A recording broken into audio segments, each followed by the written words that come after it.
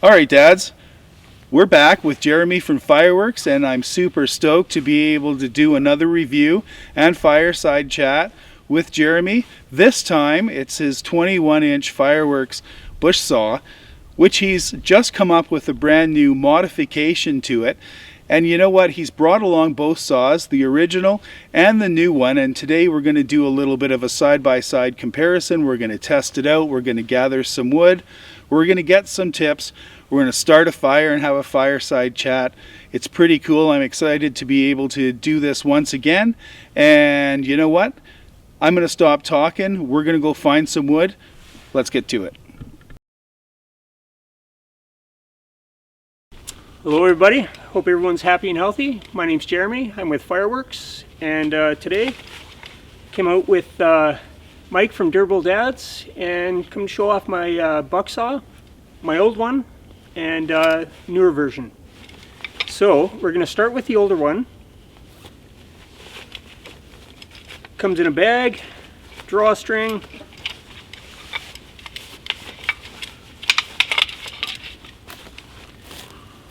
super easy to use. It's 21 inches long.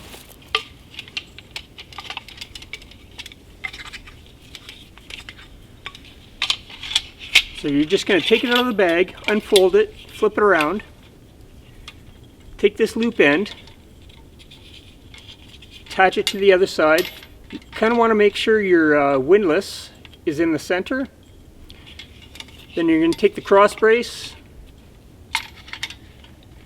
fit the mortise and tenon together, give this guy about 6 twists,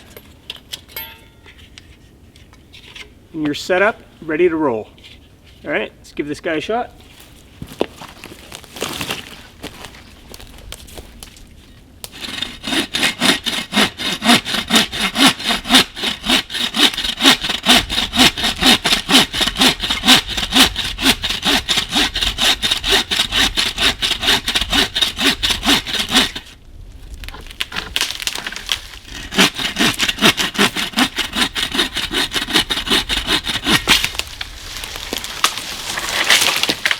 And away we go.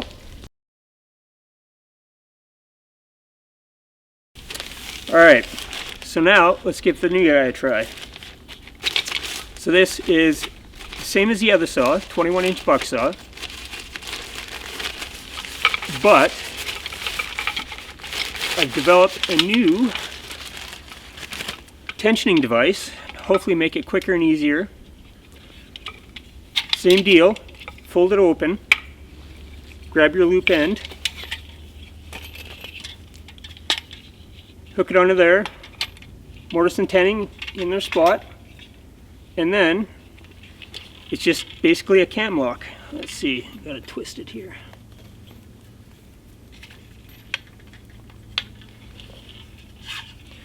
So you just flip this over, slide the lock pin in, and you're good to go again. Alright, let's give it a shot.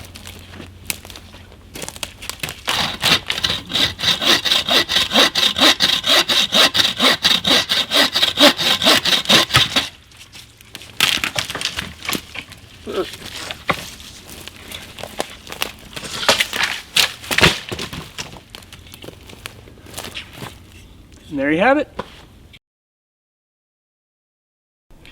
So I equipped these saws with a peg tooth blade, and they're meant for dry wood, and it's great for processing firewood. It goes through quick like butter. So let's process some firewood. And generally I'll go about from wrist to elbow as far as length of my wood, and it just works out perfect for packing, for your fire pit, everything else. It's just a great length. So you could also use the saw.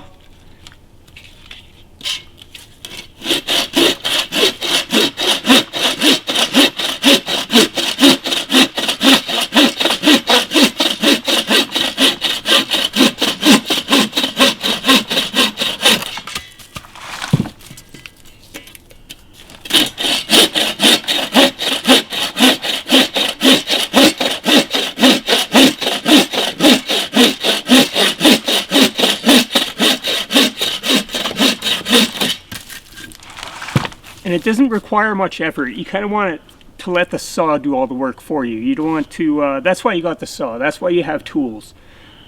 So you can let the tool do the work for you. So you don't really want to lean into it too much. You just want to let the saw do its own work.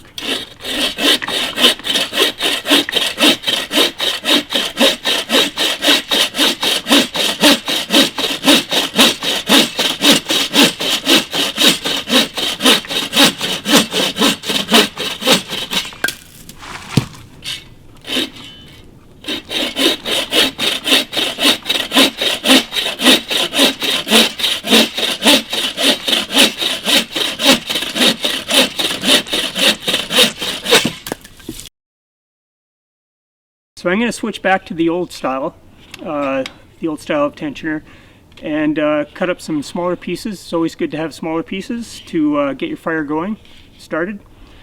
Yeah, let's go for it.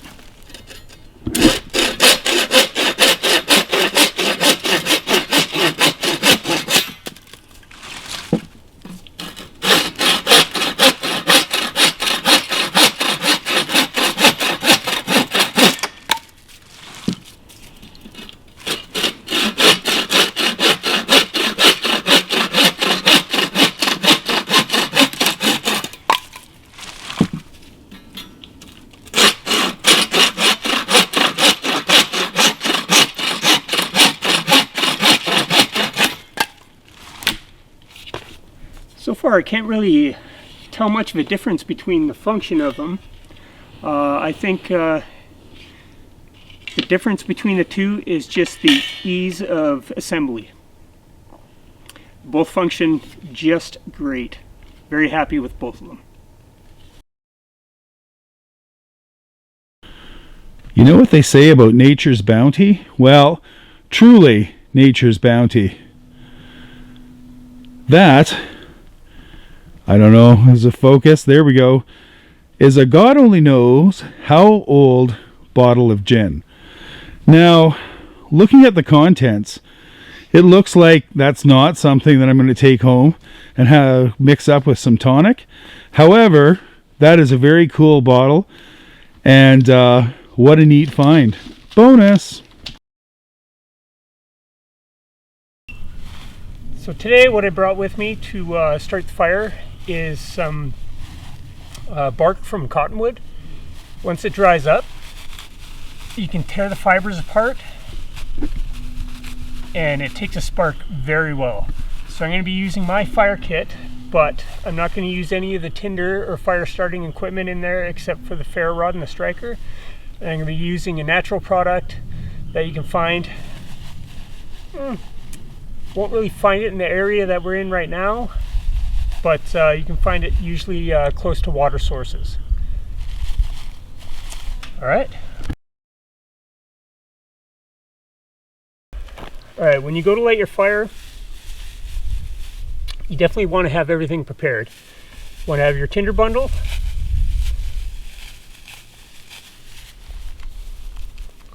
and then you want to start off with small twigs and kind of work your way up after that. So with the cottonwood bark, you really want to tear up the fibers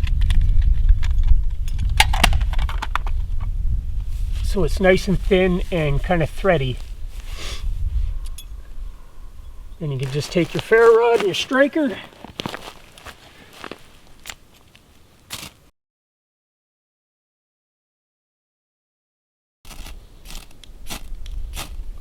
yeah, it might be a little too damp still. So that's okay. We do have a solution for that.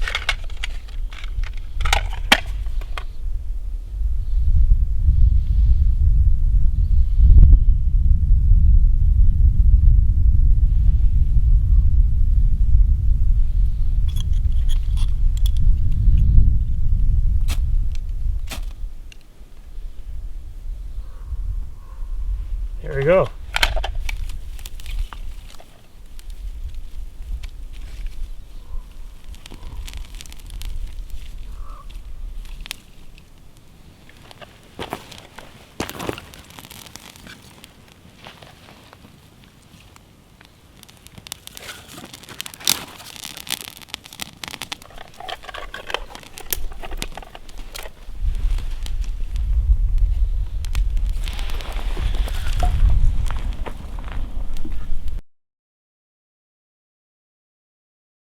All right, there you have it. We are out in nature in beautiful Kamloops, BC, standing around a fire. Jeremy's whipping up some camp coffee for us. Pretty excited. Life doesn't get much better than this. Got to preview the new modification to the 21-inch bush saw from FIREWURX. The new modification is still under beta testing, which we did a little bit of right today, but the regular model is definitely up for grabs. Just get a hold of Jeremy at FIREWURX, FIREWURX on Facebook and YouTube, which is coming soon. Anyways, it's been a successful day.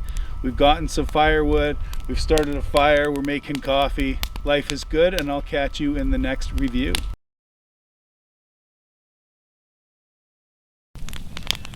So Jeremy, I was going to ask you why you chose the wood that you did to buck up today. Dead standing is usually a really good choice. Most of the wood you find on the ground has soaked up a lot of the moisture, so it's kind of tough to burn. You can buck it up, but it takes a little while for it to dry out. Unless you have a good established fire to dry out the wood as it burns, then your best bet is to get something dead standing or dead limbs off a tree or something like that. Perfect. Okay, so any advice in terms of what to look for the dads to get the standing dead, or what a good limb would look like? It's usually gray in color, dry, nothing green on it. If you have a branch coming off and there's tiny little limbs coming off that branch, if you can grab them, bend them, and they snap, that's dry enough. If you grab them, go to bend them, and all they do is bend, then no, move on. Perfect. Then you have the right material for a fire like this. How much do you think that would be needed to get you through the evening with yourself and crew? Through the evening, whatever you think is necessary, times that by 3.